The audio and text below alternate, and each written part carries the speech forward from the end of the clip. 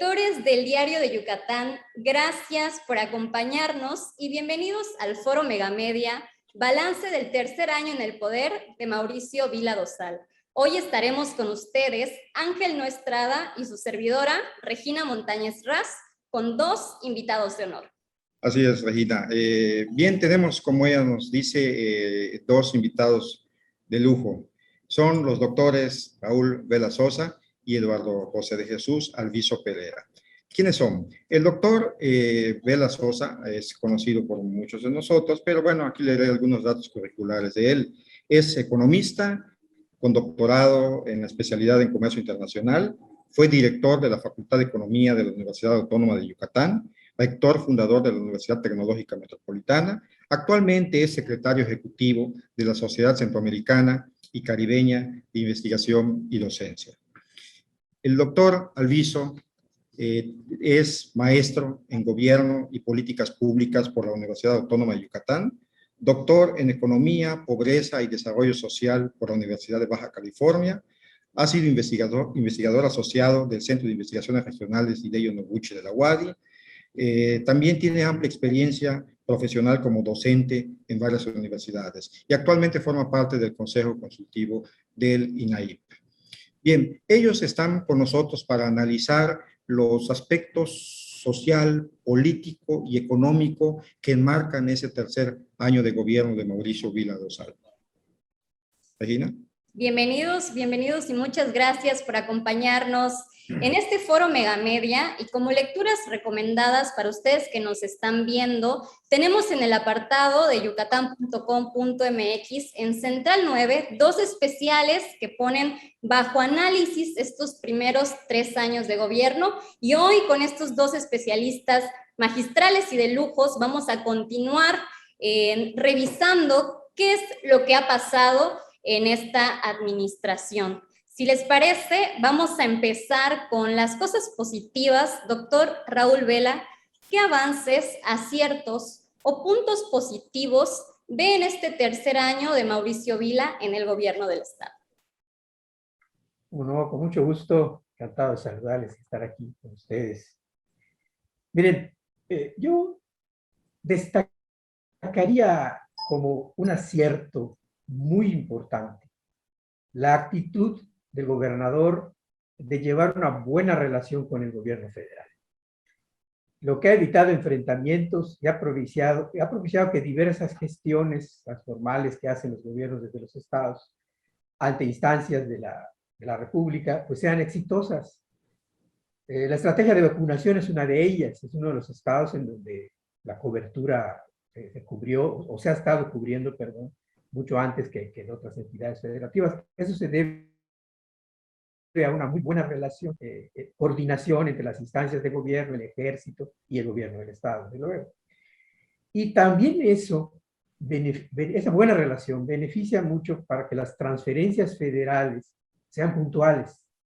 El gobierno federal hace una dispersión de su gasto y en los programas sociales que son a veces de urgencia, que llega a determinados segmentos de la población atendida, pues es fundamental que sea puntual.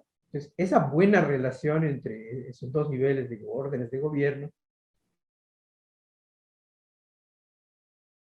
hace que la función pública de parte del gobierno del Estado. Y eso es un logro que hay que destacar. Miren, además, las acciones de alinear los objetivos del desarrollo del Estado con los propósitos del gobierno federal, del presidente López Obrador, ha sido igual una estrategia muy acertada, porque desde un principio este gobierno relacionó los objetivos del Plan Estatal de Desarrollo con los ejes del Plan Nacional de Desarrollo. Esto fue muy adecuado. Por ejemplo, ha hecho una coincidencia en política económica, ha hecho una coincidencia entre lo que es tener planteamiento de lo que en el Estado se llama economía inclusiva, que va con la línea nacional, y también en lo que se refiere a política social, plantear un apartado específico para la calidad de vida y el bienestar social en el caso del Estado, está en perfecta consonancia con las líneas de bienestar del gobierno federal. Y en lo relativo a la política de gobierno, pensar, por ejemplo, en conceptos que podrían ser muy distantes, pero que son muy claros cuando se gobierna, que es paz y gobernabilidad, han permitido también tener un alineamiento con el gobierno de la llamada cuarta transformación en esos dos rubros que se están atendiendo de manera prioritaria. Y si a esto sumamos que en el ámbito de la política, el gobierno de Yucatán evitó sumarse a las estrategias de confrontación y ruptura de los gobernadores secesionistas del norte del país, podemos afirmar que eso también fue un acierto.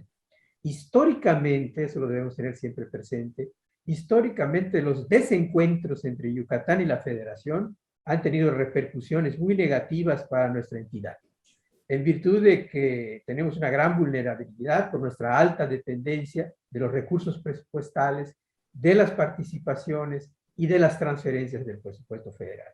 Entonces, para mí sería un acierto este tipo de coordinación que ha alentado el gobierno del Estado para con el gobierno federal. Yo así lo dejaría. Muchas gracias, doctor. Doctor Eduardo Alviso, perdón. ¿Cuáles son estos aciertos, estos avances que ve en esta primera parte del gobierno de Mauricio Vila Dosal? Primero que nada, muchísimas gracias por la invitación. Para mí es un verdadero gusto estar acá compartiendo esta dinámica. Bien, yo lo dividiría en tres aspectos principales: la administración pública interior, la administración pública exterior y de cara a los ciudadanos. Cuando hablamos de la administración pública interior, uno de los grandes aciertos que replicó el gobierno de Mauricio Vila ahora como gobernador, ya lo había hecho en el ayuntamiento cuando él era alcalde de la ciudad de Mérida, y fue el adelgazamiento del Estado. Al reducir secretarías, al disminuir de secretarías a subsecretarías, al desaparecer algunas jefaturas de departamento, lo que hizo no solo fue ahorrar en el gasto público, sino también hacer más eficiente y eficaz todos los procesos, o la gran mayoría de los procesos que ocurren desde la administración de su gobierno. Al reducir el número de personas, también reducen estos mecanismos conocidos como mecanismos de control, pero que a la vez eran un problema porque se convertían en mecanismos obstáculos para que la ciudadanía lograra pues, ciertas cosas, ¿no? Este es un gran acierto que ha tenido el gobierno de Mauricio Vila, que, bueno, replicó ahora en la gubernatura. Cuando hablamos de la cara exterior, suscribo totalmente lo que dijo el doctor Vela. Esta relación que ha tenido con el gobierno federal ha sido fundamental para que tengamos no solo el acceso a las vacunas, sino también el acceso al dinero. Hemos visto que gobernadores que han decidido confrontar al gobierno federal, pues han visto repercusiones claras en su administración. El que no les lleguen las partidas de manera adecuada, o que no les lleguen las vacunas en tiempo y forma, o que simplemente haya obstáculos para fungir como su proceso administrativo. Definitivamente el tener un gobernador que haya decidido ser más diplomático, más cercano con el gobierno federal, nos ha ayudado a nosotros como Estado, pero también a nosotros como ciudadanos, porque nos ha permitido acceder a más recursos. Y por último, ¿qué pasa cuando hablamos de cara a la ciudadanía? De nada sirve que tengamos un gobierno que haya sido adelgazado, que sea eficiente y eficaz. De nada sirve que tengamos una buena relación con el gobierno federal si la percepción de la ciudadanía es negativa para su gobernador. Y lo que ha mantenido el gobernador Vila es una cercanía con la ciudadanía. El mantener la popularidad en cifras más o menos altas, comparado con otros gobernadores, facilita todo el proceso administrativo. Mientras que otros gobernadores han decidido ser más confrontativos con la ciudadanía, el gobernador ha tratado de ir conciliando en algunos aspectos. Esta popularidad ayuda muchísimo, no solo para la sociedad, es muy, muy importante. Y con eso quedaría con parte de acierto. Bien, muchas gracias. Yo creo que más adelante, cuando acabemos las siguientes las preguntas, me referiré a algunos puntos que quisiera que abundáramos. Si les parece, pasamos a la segunda pregunta. Doctor Vela, hablamos hace un momento de los aciertos. Ahora quisiera ver el otro lado. ¿Cuáles consideran ustedes que son esos desaciertos, errores o fallas en ese tercer año de la administración de Mauricio Vila?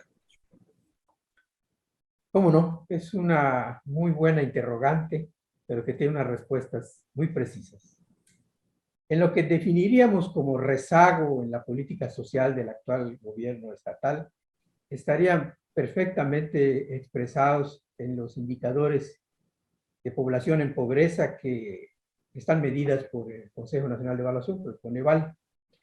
La pobreza en Yucatán pasó de 44% en 2018 al 49.5% en 2020, el año anterior. La pobreza extrema creció de 6.5 a 11.3 en relación con los mismos años. La vulnerabilidad por los ingresos de los ciudadanos aumentó de 7.3 a 9.5 en los mismos años. El porcentaje de la población que con sus ingresos no alcanza a adquirir la canasta básica aumentó de 33% a 35.6%. Y esta es una canasta definida por alrededor de 47 artículos entre carnes, vegetales, totalmente básicos. Entonces, que un porcentaje de esa naturaleza, más de un tercio de la población, no pueda adquirir la canasta de productos básicos, pues es un tema bastante complicado y sí podemos señalar como rezago de una política social. Y en política económica, las metas de crecimiento que tenemos deben de ajustarse, puesto que en 2020 la economía yucateca cayó más de 9 puntos de su producto. Es decir, que es un hecho imputable a la desaceleración y estancamiento por la pandemia, eso es innegable. Pero si observamos la meta de crecimiento del PIB en el Plan Estatal de Desarrollo para todo el sexenio, el Plan Estatal vigente para todo el sexenio, y que se definió al inicio de esta administración, la cifra es muy modesta, es del 3.4%. Eso es lo que pensó el Estado crecer en 2018 y pensando en 2024. Muy modesto. Y para la caída de la pandemia, pues complica más las cosas. Esto es insuficiente para las condiciones post-pandemia. Para 2021, el repunte del crecimiento puede ser mejor, y eso ya lo hemos platicado con Megamedia. Viene un repunte en V, cuando hay una caída muy pronunciada, también viene una recuperación acelerada. Las condiciones de la pandemia pues pueden generar eso, ¿no? Que este año haya una recuperación acelerada por ese rebote, pero para 2022 y en adelante se requiere hacer sostenible ese crecimiento y las cifras deberían estar en un 6%. Como se tuvo, nosotros llegamos a tener cifras del 6% de crecimiento, se estuvo en los últimos años del siglo XX, entre 1996 y 2000, con el cual se obtuvieron los más altos registros de crecimiento de empleo, fue la época en que se crearon más empleos en Yucatán, y del crecimiento del sector industrial que llegó a ser de 2 dígitos. Resultados que no han sido superados desde entonces a la fecha, por ningún gobierno posterior. La cifra de que más del 50% de los empleos está en la informalidad y de que un buen número de los empleos que se están creando están por debajo de los 5 salarios mínimos, forma parte de una estructura de los ingresos que no logra remontarse, no se ha logrado cambiar. Esto nos lleva a una realidad inobjetable, y es que se registra la caída en el número de empleos con mayores ingresos y en contrario se incrementa el de los menores ingresos. Se están creando más empleos pero de menores ingresos. Lo que se denomina en economía la precarización del salario. Con mis mismos estudios, con mis mismas capacidades, estoy recibiendo menos ingreso que en una etapa anterior. Esto ubica la creación de los empleos en ocupaciones de baja productividad media. Se está pagando menos y hay una productividad menor a la media. Yo considero que estos rezagos son fundamentales para tener en cuenta para una replaneación de los objetivos de crecimiento del Estado. Y el gobierno está en un momento, en un punto de quiebre en el cual, después de un balance de estos 3 años, de la mitad del sexenio, es necesario que se replantee su tramo de salida, pero además con estos ingredientes nuevos que son la pandemia, que insisto, se deben hacer un rediseño de los propósitos y objetivos de la política pública para ser un poquito más ambiciosos, necesariamente para un cambio en nuestro futuro. Muchas gracias, doctor. Hay un aspecto que me llama la atención. Usted señaló fallas, o más bien desaciertos en el aspecto social y económico. En lo político, ¿usted ve algún desacierto? Yo pienso que lo político se lo dejo a los políticos. Creo que es una situación en la cual se involucran, es multifactorial, ideologías de partidos, ambiciones de grupos, liderazgos personales, procesos cíclicos electorales, y entonces vemos que hay temas políticos que son estrictamente coyunturales, ¿no? Vimos en las campañas, por ejemplo, anteriores, que se denunciaban entre candidatos delitos y luego termina la campaña y se acabaron las denuncias, ¿no? Hay una convivencia. Entonces, bueno, lo político se lo dejo a los políticos e intentamos ver una visión social que está basada en una estructura económica que son términos reales. Muchas gracias, doctor. Doctor Alviso.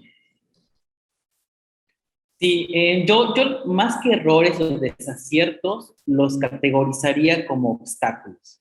Hay una realidad y es que estamos en una pandemia y esa pandemia ha evitado que todos los planes que se tenían a nivel económico principalmente, pues ocurrieran.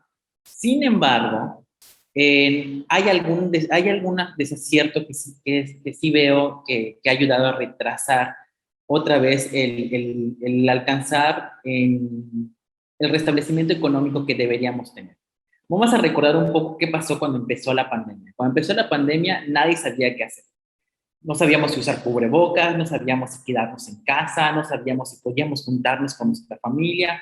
El gobierno federal nos decía una cosa y el gobierno estatal nos decía otra. El gobierno federal nos decía, solo quédense en casa, pero no tienen que usar un cubrebocas. Mientras que el gobierno del estado nos decía, a ver, vamos a cerrar todo y todos con cubrebocas. Ese fue un acierto del gobierno del estado al restringir, por ejemplo, la movilidad y el uso de cubrebocas antes que el gobierno federal. Sin embargo, continuó con esta inercia de restricción. Fue uno de los estados donde la restricción vehicular duró mucho más tiempo. En mayo, antes de que fuera el proceso electoral, se levantan las restricciones, en teoría porque el número de casos había disminuido, el número de personas vacunadas había aumentado, y pasa mayo, pasa junio, y terminando casi junio, vuelve la restricción vehicular, y con la restricción vehicular disminuye otra vez toda la situación económica que ya habíamos empezado a mejorar.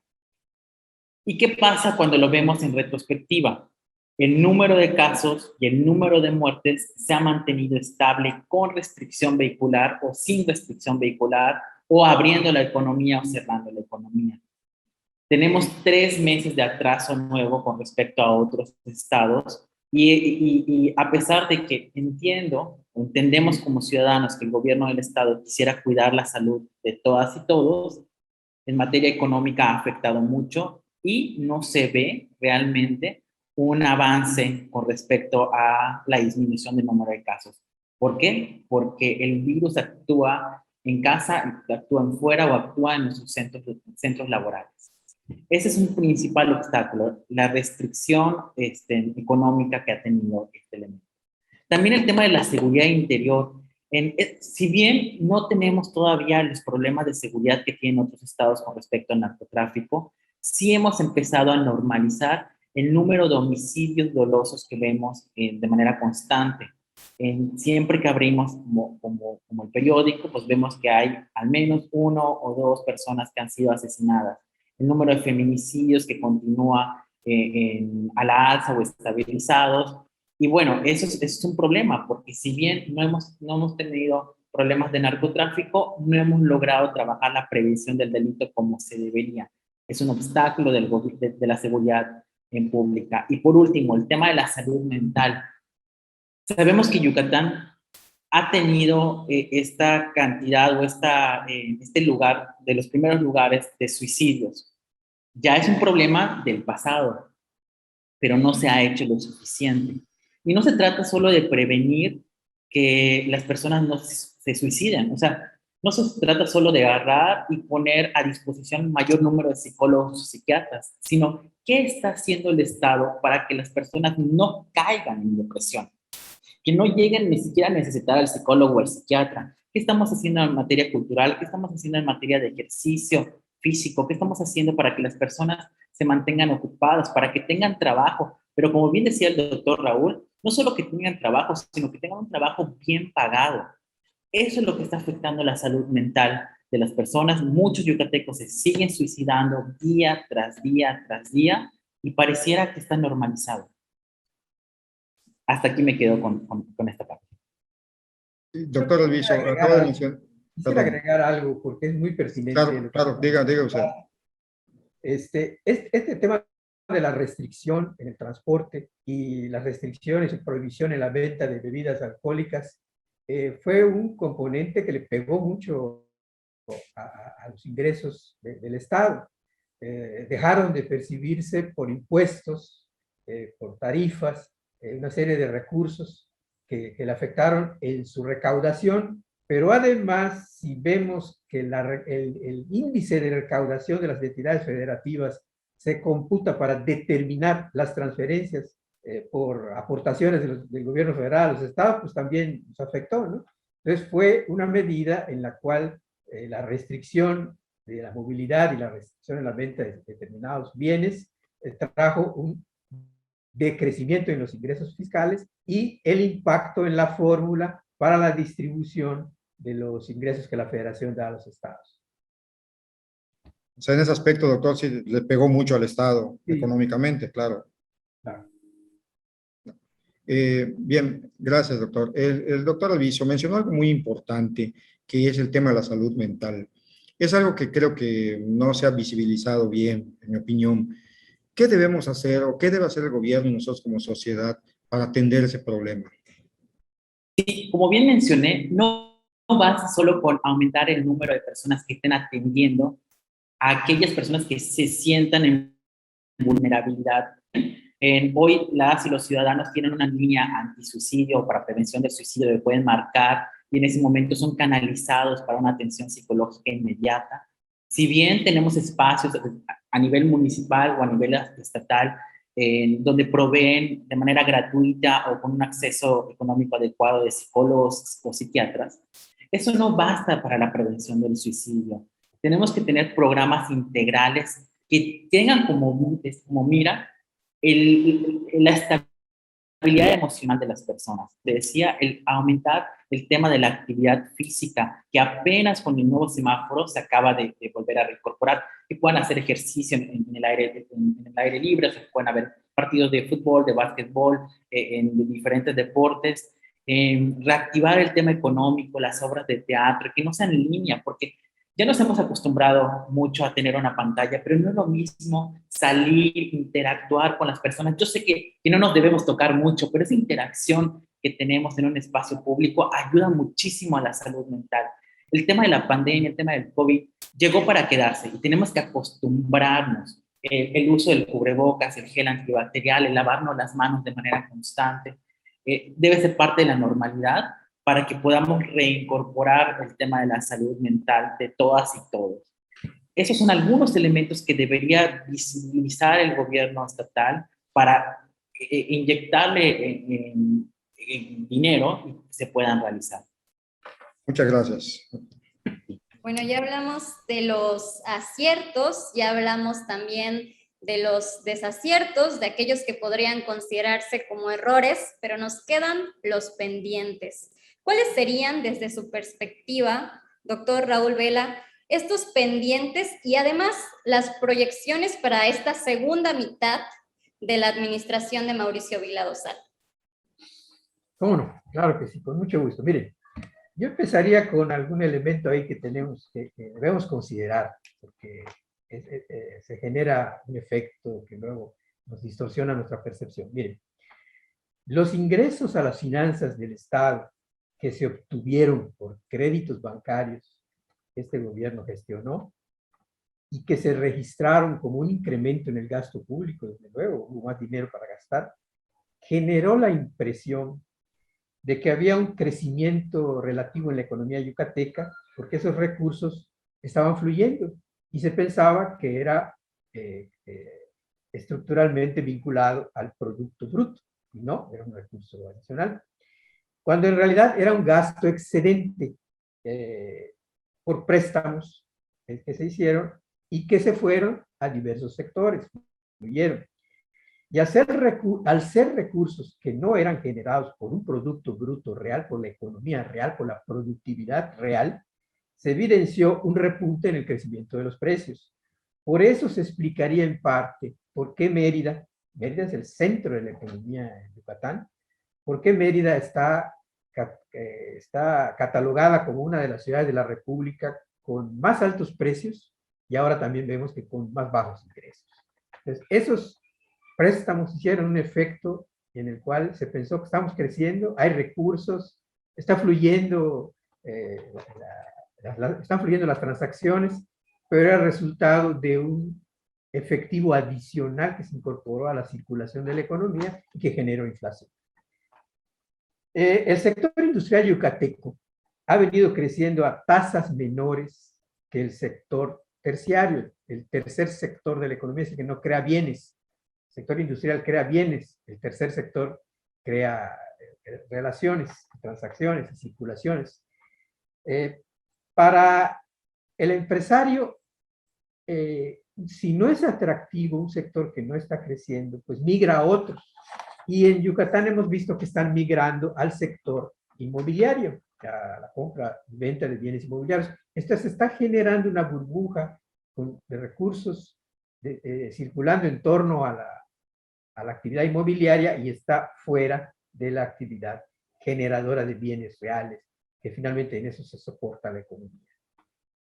Entonces, pues necesariamente Yucatán nos lleva a seguir confiando en la dinámica del sector servicios, que es el sector comercio y el sector turismo. Esos son los contribuyentes continuos, esos son los contribuyentes tradicionales. Esa es la básica, es la base de contribuyentes que soportan el recurso fiscal que se va al Estado y que mantiene el crecimiento de la entidad. Y pues esto sumado a los incentivos federales, a las aportaciones, a las transferencias, es lo que ha mantenido la actividad económica en Yucatán y no se ha visto una crisis mayor. Insisto, una inyección de recursos por préstamos y el sector comercio y finalmente el sector servicios pues, ha mantenido su dinámica. El sector industrial es donde estamos con problemas. ¿Por qué señalo esto? Porque se tienen que replantear los escenarios del Yucatán de la post-pandemia. Ya lo decíamos, ¿no? Las proyecciones, los propósitos, las metas que se hicieron en 2018 ya son ya no nos satisfacen para lo que hoy estamos enfrentando. Y entonces, en lo que se refiere a política económica y política social, la visión concebida en el momento de redactar el Plan Estatal de Desarrollo ante los efectos que ha habido en la salud y en la economía por el COVID-19, tiene que ser revisada para adecuarla a las nuevas condiciones de reactivación económica y de desarrollo social. El desafío, a mi juicio, es plantear una estrategia de corto plazo para los próximos 3 años de esta administración y una visión de largo plazo para los siguientes 10 años, en donde se articulen todas estas empresas locales, que son los que nos generan bienes, se articulen a la dinámica de la inversión extranjera, que es de mayor capital, que son las que se asientan en Yucatán y han traído un efecto de dinamizar la economía. Entonces, nuestras empresas locales están dirigidas a un mercado muy restringido, tienen bajo valor añadido, entonces requerimos que se incorporen, que se encadenen con estas empresas extranjeras de mayor capital que están asentadas en Yucatán. En política social existe un compromiso inicial de esta administración, señalado en el discurso de toma de posesión, de reducir las desigualdades. Y para ello se tiene que definir un mapa geográfico y social. en donde se construya una escala en la que se permita ver aquellos municipios y regiones con menores oportunidades y con ingresos más precarios. Si nosotros asentamos el mapa y vemos los ingresos, vemos las carencias, vamos a ver que hay municipios de la región surponiente del estado, en su gran mayoría, que tienen serios problemas del ingreso y en oportunidades. Y además en diferentes niveles de deterioro. Entonces, por eso hay que hacer un mapa de escalas para ver cuáles vamos a ir a atender, de qué manera, con qué prontitud y con qué estrategias, dependiendo del grado de problemática que presente cada uno. En Yucatán se registró una caída en el ingreso laboral real. Se resuelve en parte este problema por el monto del gasto presupuestado que la Federación destina de manera directa al Estado para programas sociales, que en el 2020 fue de 7,000 millones de pesos. Solo para hacer un símil, 7,000 millones de pesos es la cantidad que paga el gobierno federal por los intereses de la deuda externa. Entonces, lo que se le envió a Yucatán en 2020 para programas sociales, como unas transferencias directas del gobierno federal para segmentos de la población definidos, es equivalente a ese gasto. Y con ello, este recurso que se transfirió al Estado amplió la capacidad de la demanda por el consumo de bienes básicos, fíjense, y mantuvo el flujo de recursos a otros sectores como el comercial, de otro tipo. O sea, mantuvo una dinámica basada en este flujo.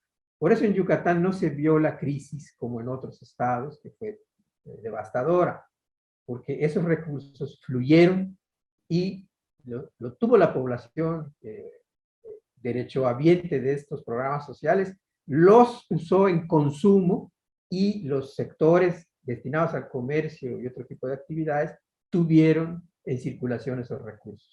Entonces fue fundamental la llegada de esto. Yucatán debe alentar un encadenamiento con los estados de la región a partir de la inversión y funcionamiento del Tren Maya, que como está planteado el proyecto, así como vemos el proyecto del Tren Maya, debe propiciar un mercado laboral más amplio desde su construcción, su puesta en funcionamiento y el crecimiento de las regiones donde haya estaciones y donde pase el tren. Fíjense, la derrama económica, solo la derrama económica planteada por el gobierno federal en la etapa de construcción son más de 31,000 millones de pesos en 2020 y llegará hasta el 23 en 113,000 millones. Estamos hablando de 140,000 millones que se van a derramar, si vale el término, en los estados del sureste. Y en eso nosotros tenemos que aprovechar, tenemos que conectarnos a esas cadenas de producción y abasto que están en la ruta del tren, identificando inversiones, identificando consumidores, todo ya debe estar haciéndose desde ahora, no esperar que el tren empiece a funcionar, ya estar pensando en dónde nos vamos a ubicar.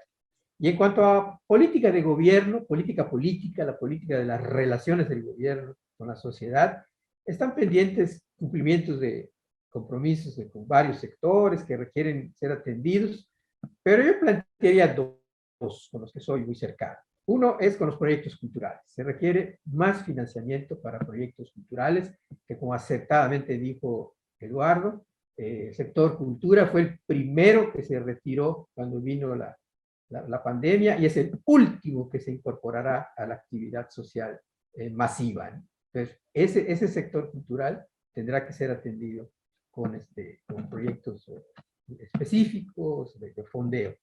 Y en lo personal yo diría que tenemos que aprovechar que está al frente de la Secretaría de Cultura la maestra Loreto Villanueva, que es una personalidad en el Estado que todos conocemos, que tiene una enorme voluntad al trabajo y donde ha estado hecho un gran papel. Y otro pendiente es el de los maestros estatales jubilados. Estos últimos son a quienes se les redujo sus pensiones por una indebida aplicación de los incrementos a los que tenían derecho, y entonces en términos reales llevan ya 2 o 3 años, porque va esta administración, en que hubo una reducción en sus pensiones. Este es un tema pendiente, es un tema que no está terminado y que se debe atender, porque finalmente es para beneficio de quienes ya trabajaron por el Estado y trabajaron en un sector tan noble como es el magisterio. Bueno, en todos estos casos y en otros que estarán ahí pendientes, que falta de término, de tiempo, perdón, y espacio, pues es posible detallar, pues en todos estos se espera que haya una revisión de los fines del gasto presupuestal en el Estado, con propósitos, por un lado, de disciplina del gasto, y por otro, de reorientación del gasto, para dirigirlo a fondear estos rubros con los que hay pendientes del Estado, pendientes institucionales, que van a ayudar a una reactivación de la economía. Yo plantearía que la visión de estos próximos 3 años debe ser más gasto al desarrollo, menos gasto a la administración. Y dentro del gasto al desarrollo, más gasto al bienestar que gasto a los negocios.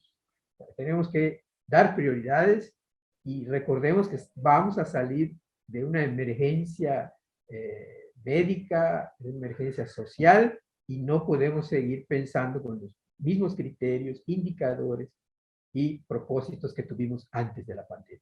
Esto es en términos generales lo que yo pondría como pendientes a atender y algunas acciones concretas para esta segunda mitad del sexenio local. Interesantes planteamientos, sobre todo que consideran el contexto en el que nos encontramos actualmente. Doctor Eduardo Alviso, ¿cuáles son sus proyecciones y cuáles son estos grandes pendientes de esta primera mitad de la administración actual? Gracias, Regina, por la pregunta. Y un poco contestando lo que había preguntado igual Ángel al principio con el tema de lo político. ¿Qué está pasando con el tema político? Bueno, sabemos que cada 3 años el gobierno en turno, el gobierno estatal, pues hace enroques y manda a sus secretarios o a sus subsecretarios a diferentes posiciones, a diputados federales, a diputados locales o a regidores, ¿no? Y eso crea espacios dentro de la administración pública que pues ocupan encargados de departamento o encargados de direcciones. Lo que estamos viendo ahora es que aún continúan los encargados de departamento, los encargados de las direcciones, y no han sido ratificados en el puesto. Eso es un pendiente muy importante, porque mientras estas personas no sean ratificadas en los puestos, no pueden tomar decisiones pues importantes o radicales. ¿Por qué? Porque únicamente tienen que continuar con la inercia que la misma dirección o secretaría pues tienen. Pero es importante ya que el gobernador destine un poco de tiempo y diga, a ver, ¿qué direcciones, qué jefaturas, qué subsecretarías todavía no están ocupadas? Y vamos a colocar a nuestras piezas más fuertes para cerrar el gobierno. 3 años se van a pasar volando. Entonces tiene que colocar a sus mejores jugadores.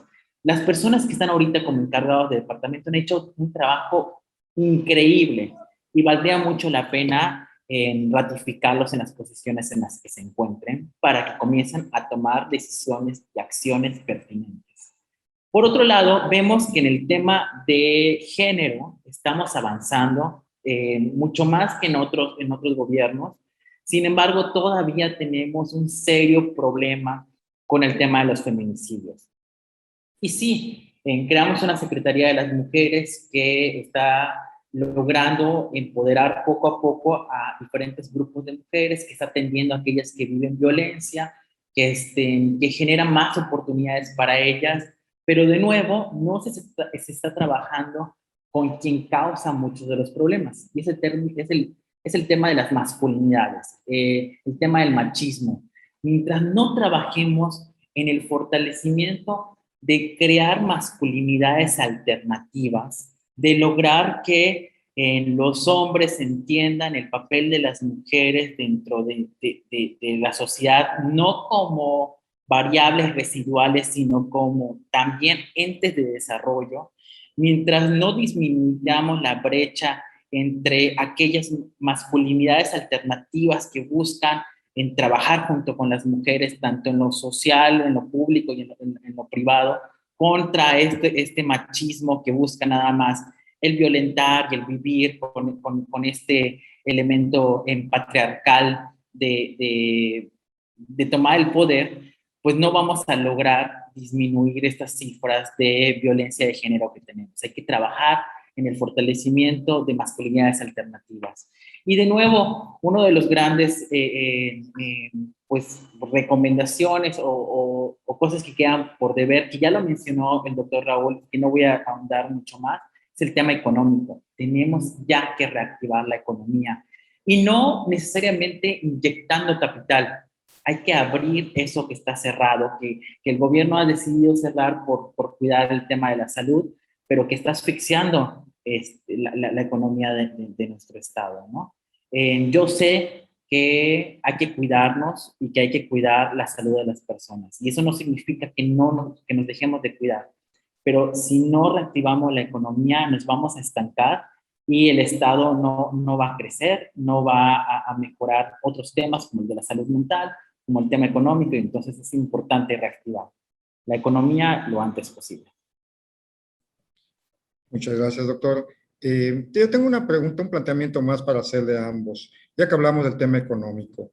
Hace unos días conocimos unas declaraciones de otro distinguido investigador catedrático de la UADY, el doctor Gabriel Rodríguez Cedillo, que dijo, entre otras, digamos, el accionario económico del gobierno del Estado, él dijo que no veía una política económica en sí, que lo que él veía eran acciones aisladas, nada más. ¿Les merece alguna opinión este punto de vista? Bueno, yo sí creo que una política económica es una política económica neoliberal. O sea, está basada, pues decía yo que hay que hacer un replanteamiento de que hay que dirigir nuestra energía, sobre todo en esta etapa post-pandemia, a una economía del desarrollo, a una economía del bienestar, en donde nuestros indicadores de crecimiento sostenido. La política neoliberal se caracteriza precisamente por reducir gasto, por adecuar las estrategias de gobierno en donde le permite intervenir menos y que sea el propio capital privado el que salga con sus fortalezas propias y limitadas. Y entonces, bueno, sí hay una política económica, pero está inscrita dentro de la tradición de la economía de los últimos 30 años, en donde el elemento fundamental es el control del crecimiento de los salarios para tener salarios competitivos y así vengan los inversionistas. Cuando lo que debemos tener es población con capacidad, con conocimiento, lo que vengan a contratar las empresas extranjeras sea conocimiento y talento y no contratar trabajadores con bajos salarios. Muchas gracias, doctor.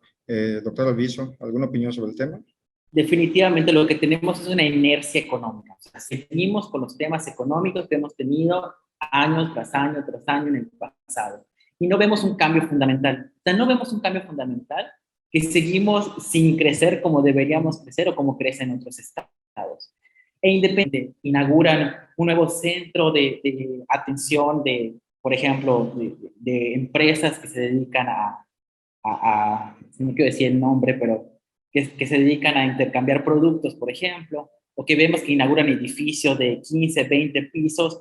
Al final pueden inaugurar lo que sea, pero si los ciudadanos no perciben que en sus bolsillos tienen más recursos económicos para hacer sus compras de la vida diaria, no estamos diciendo de que vayan a vivir en la riqueza, no, que puedan vivir de una manera sostenible, de una manera adecuada. Eso no lo estamos viendo, no lo estamos percibiendo, y entonces no estamos logrando lo que realmente quisiéramos, que es tener una economía que salga avante, que se desarrolle. Bien, les agradezco sus opiniones, la verdad, muy interesantes y muy importantes para darnos un criterio sobre el accionar del gobierno del Estado en su tercer año de la gestión de Mauricio Vila Dosal. Muchas gracias, doctores. Muchas gracias. Muchísimas gracias por la invitación. Bueno, pues muchísimas gracias también a ustedes, lectores, por acompañarnos en esta transmisión de este nuevo foro Megamedia, y los invitamos a leer todas las entregas en el Diario de Yucatán y en yucatán.com.mx sobre este encuentro con estos dos maravillosos especialistas. Nosotros nos despedimos, somos Ángel Noestrada y su servidora Regina Montañez Raz, y nos vemos en la próxima.